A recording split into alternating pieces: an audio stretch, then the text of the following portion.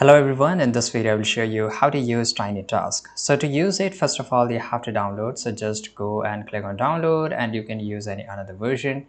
So I will just go to the official website here and I will download a normal setup, right? And once I download here, by the way, for those who don't know what is a TinyTask is a lightweight automation tool that allow user to record and playback mouse action and keyboard inputs. This can be particularly useful automating repetitive tasks such as data entry or gaming actions. So once I have downloaded, I will install it in just few seconds here. So it is already done. Now you can just go and click on open here, and this is how you can just open the files, each and everything. So guys, let me just give you an example here. So I want to create automation, a simple automation where I can create a file, right? So I will just right click here and it's very easy. I will go to the new section and create on folder, and a folder will be created, right?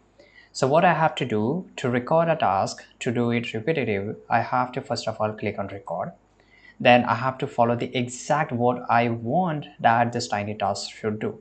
So first of all, I will right click, then I will go to the new section, right? And here I will open a folder and I rename it test one. I will press the enter and I will place it here, right? As you can see here, it's in the bottom. Now I can just go and click on stop this, right? So this is how it's done. Now anyway, I will just delete this and I will just go and click on play. Now you see I'm not doing anything, automatically it's happening everything here. Now as you can see here, I'm not doing anything, everything is happening on its own, right? And this is how it is doing, and it will move the folder. By the way, in the latest version I just moved the folder right here, that's why it's showing it here, right? So as you can see here, this is how you can create automation really easy, and it just rename each and everything. Now let's say I will create a one more thing. So I will just go to the record section and I will go to here new, right? And I will write here inside, right?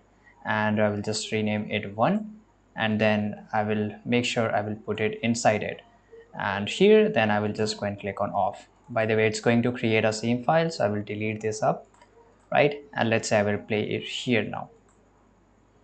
So as you can see here, it's happening each and everything on its own, and it's doing perfectly fine how it did at the same speed. And right inside one, and it will drag it to the this folder.